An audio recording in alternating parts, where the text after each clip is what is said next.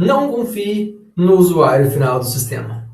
Pelo menos não completamente. Eu não estou dizendo que o aluno é uma pessoa mal intencionada no meu sistema de matrículas. O que eu estou dizendo é que eu não tenho como garantir que somente quem vai acessar aquele sistema de matrículas é o aluno. E se for o aluno, somente vai acessar o aluno que está realmente interessado em fazer a sua própria matrícula. E se uma pessoa que não é da universidade, que ela é mal intencionada, acaba acessando o sistema para prejudicar alguém? Mas calma, isso tudo tem solução, e uma das soluções pode ser pensada justamente na etapa da arquitetura de software.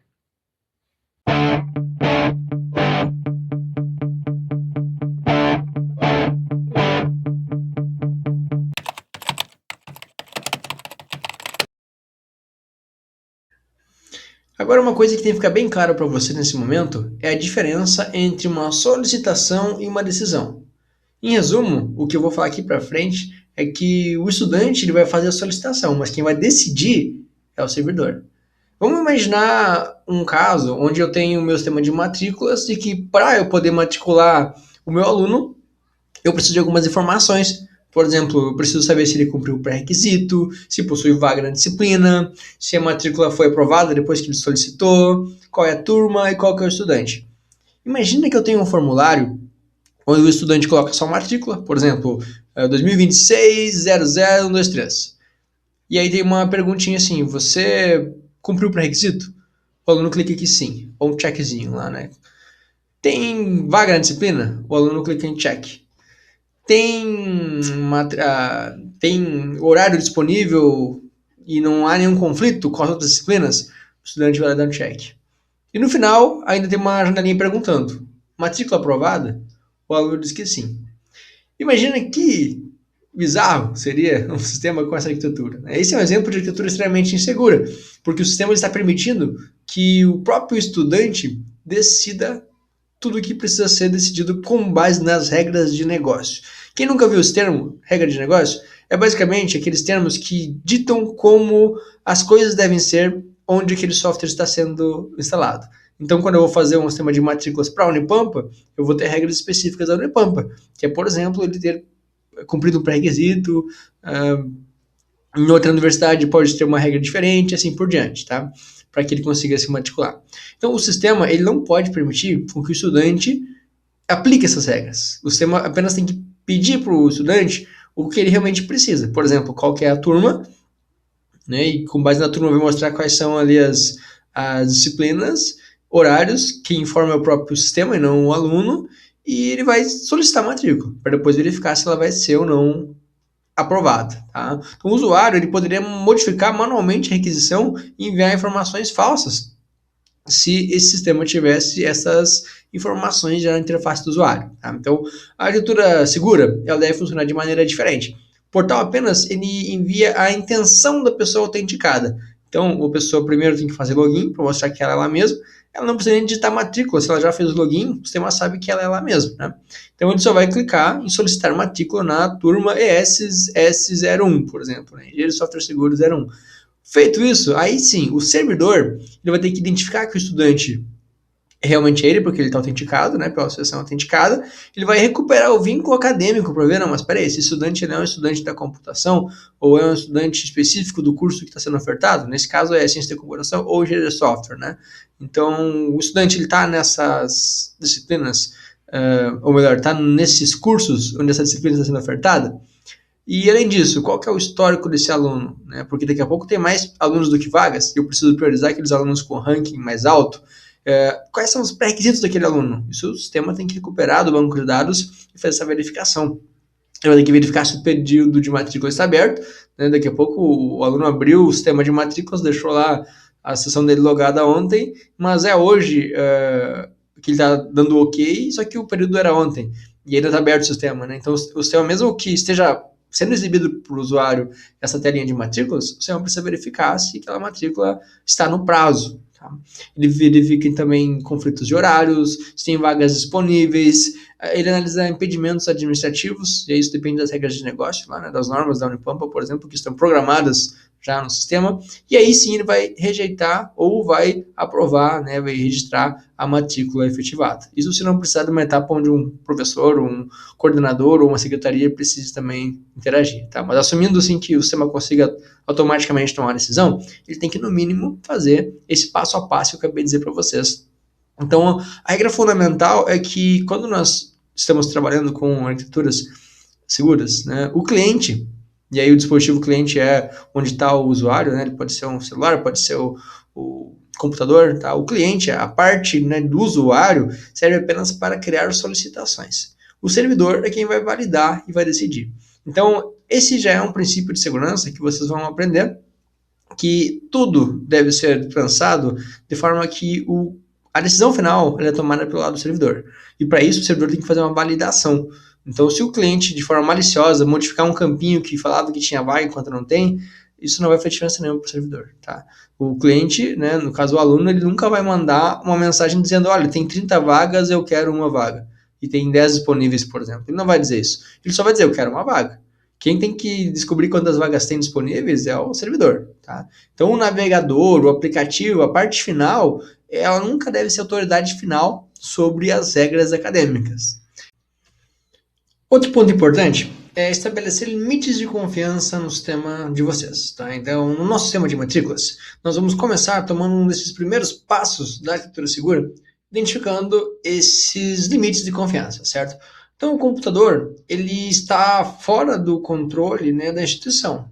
O computador final, né? O servidor onde está rodando o sistema pode estar na instituição, mas o computador ou celular, enfim, o dispositivo do cliente, né, do seu estudante, no meu caso, né, ele vai estar fora do controle da situação. Então, o estudante, ele pode fazer alterações, ele pode alterar as requisições, ele pode usar até mesmo software maliciosos que permitem alterar uma requisição antes dela ser enviada, mesmo que apareça uma interface restrita para o estudante, que ele tenha acesso a botões que só fazem coisas legítimas. Existem formas de você modificar o que sai do cliente final, né, o que sai do aplicativo, do navegador, e o que chega no servidor. Então é por isso que, mesmo que o estudante use ferramentas automatizadas, que ele manipule campos escondidos, que ele tente modificar o código executando no navegador ou no smartphone dele, por exemplo, né, no aplicativo, que ele faça operações repetidas, como, por exemplo, se matricular 2 vezes na mesma disciplina ou obter alguma vantagem através de uma manipulação indevida, envie dados em formatos inesperados. Daqui a pouco o aluno só quer sacanear mesmo e envia dados inesperados para tentar fazer com que um campo que só aceitava número, ele receba letra e acabe quebrando o sistema e cause uma negação de serviço no servidor. Então, esse tipo de coisa, todo esse conjunto de operações que o estudante pode fazer, ele deve ser considerado. Tá? Então, nós temos que ter um limite de confiança. Sabermos até onde que nós podemos confiar no que vem daquele componente, que nesse caso é o dispositivo final, né? Nesse exemplo que eu estou dando, mas poderia ser até mesmo um outro sistema de terceiros, um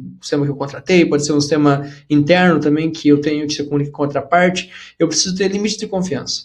Eu preciso saber qual parte, né, que vai me devolver uma informação que ela está realmente apta a dar uma informação confiável, ou se eu tenho que validar. Então, tem muita coisa que eu preciso validar, né, na parte do servidor, né? Então, é por isso que eu tenho que ter limites de confiança, tá? Então, de um lado, falando do meu sistema, tá? Você de vocês que devem ter algumas situações parecidas, mas outras podem ser diferentes. De um lado, eu tenho aqui um estudante, né, com seu dispositivo, e do outro lado, eu tenho uma infraestrutura toda institucional, onde está o servidor que vai ter o sistema de matrículas. Tudo que atravessa essa fronteira precisa ser validado. É para isso que existem fronteiras de confiança. É para que eu consiga validar tudo que atravessa aquela fronteira, certo?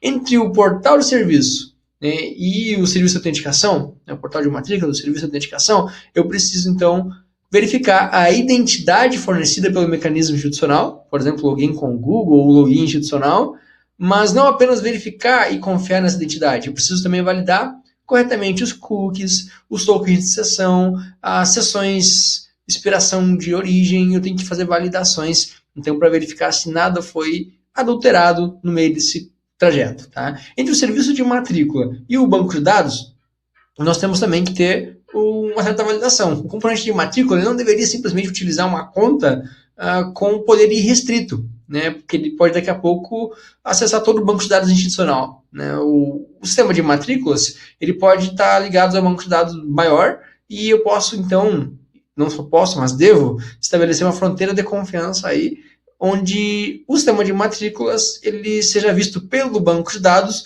como apenas mais um sistema, e não um sistema que eu tenho confiança total. Ou seja, o banco de dados ele deve limitar o que o sistema de matrículas deve ter acesso e que tipo de operação ele pode fazer. Tá? Então, entre os sistemas e componentes internos, eu também preciso ter fronteiras de confiança. Entre o sistema de matrículas e o histórico acadêmico, que eventualmente podem ser módulos ou sistemas separados, nós temos que também estabelecer uma fronteira de confiança. Por exemplo, o serviço de matrícula, ele depende das informações do histórico para validar pré-requisitos. Eu não consigo fazer uma matrícula sem conhecer o pré-requisito. E para eu não confiar no estudante, que pode estar na sacanagem ali e colocar uma informação que não é verdade, eu preciso recuperar isso do histórico. Então eu tenho uma dependência. Agora, se tiver uma informação incorreta ou adulterada ou indisponível lá no histórico, isso vai produzir uma decisão errada pelo sistema de matrículas também. Então percebam que existe uma fronteira onde eu preciso saber se eu posso ou não confiar. Em algumas situações eu não tenho como não confiar, mas eu tenho que só ter a consciência de que vem algo que, se for comprometido nesse outro sistema, o meu sistema estará assumindo esse risco também de estar sendo comprometido por tabela, tá? Quando eu falo por tabela é por consequência, tá? Não é tabela de banco de dados nem nada do tipo. Entre o usuário e o portal administrativo, também tem uma certa fronteira, né, que é importante. O painel usado por estudantes ele não deve oferecer o mesmo nível de acesso, por exemplo, que o ambiente utilizado pela secretaria e a coordenação. Então, esses dois tipos de usuários eles têm que ter acessos, interfaces distintas para que eu consiga isolar o que cada um deles tem capacidade de fazer no sistema, não só pensando no usuário que está usando, mas pensando que daqui a pouco alguém pode descobrir a senha daquele usuário e fazer alguma coisa que ele legitimamente não faria, mas se passando por ele pode tentar fazer alguma coisa indevida. Por exemplo, a secretaria nunca vai clicar naquele botão porque ela sabe que quem faz aquilo ali é a coordenação. Mas no momento que o usuário da secretaria tem aquele acesso, mesmo que ela não use, mas ela tem, ou seja, ela consegue ver, clicar e usar aquela funcionalidade, eu tenho uma superfície de ataque. Eu posso assumir que em algum momento, se alguém roubar o usuário da secretaria, pode não apenas fazer todas as sacanagens nas operações que a secretária faz, mas também ela pode sacanear e destruir informações, ou modificar informações, ou roubar informações que somente a secretaria acadêmica, ou nesse caso somente a coordenação acadêmica, né, teria acesso. Então é por isso que é importante eu ter esse princípio do privilégio mínimo, que nós vamos falar um pouco mais para frente. Tá? Então uma regra importante é, toda mudança de identidade, rede, organização, privilégio ou controle deve ser tratada como uma possível fronteira de confiança. Mudou o usuário, mudou a rede, mudou a organização, mudou o nível de privilégio, eu preciso ter uma fronteira de confiança nesse ponto. Outra coisa que você também deve considerar é que você nunca deve confiar no identificador enviado por um usuário. Afinal, você lembra que nós já estudamos lá no Stride que existe um tipo de ameaça que se chama spoofing, que é justamente quando um usuário ou uma parte tenta se passar por uma outra, ou seja, falsificar a identidade. Para não facilitar que isso aconteça, nós temos que tomar um cuidado que é não permitir que o próprio usuário forneça o seu identificador. Você vai ter uma autenticação em algum momento e a partir daí você recupera o identificador desse usuário e a partir daí você vai usar somente o que você mesmo, enquanto servidor, né? E quando eu falo você, eu estou colocando na perspectiva do programador que está implementando dentro do servidor, recupera essa informação. Então imagina que um usuário que já se autenticou, ele vai solicitar uma matrícula e na matrícula precisa colocar ali qual que é o identificador do aluno que está solicitando a matrícula. Ele vai enviar, por exemplo, o seu número de matrícula e vai escolher a turma e vai escolher a disciplina.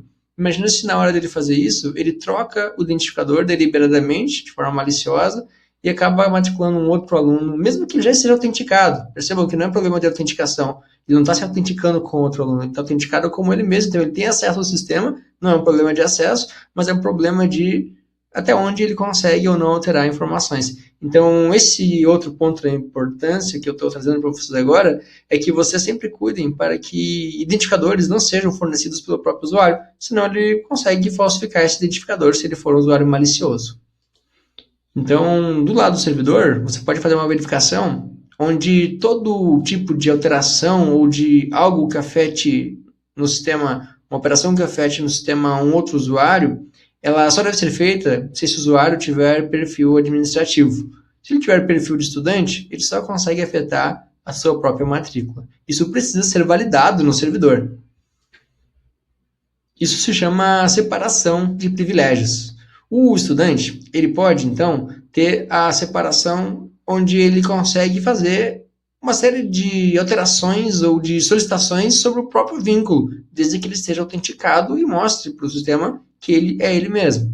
Já uma operação administrativa, que já é um outro nível de privilégio, ela sim está autorizada, né, se houver autenticação dentro do servidor autorizado, a realizar operações em nome de outras pessoas, de outros estudantes. Por exemplo, quando o estudante vai lá no balcão e fala para a moça, né, da secretaria ou para o rapaz da secretaria: por favor, me ajuda a me matricular, eu preciso ajustar aqui a minha matrícula. Então, eu vou ter um usuário administrativo com um privilégio diferente do usuário de estudante, que esse sim está autorizado a fazer alterações em nome de estudantes no sistema.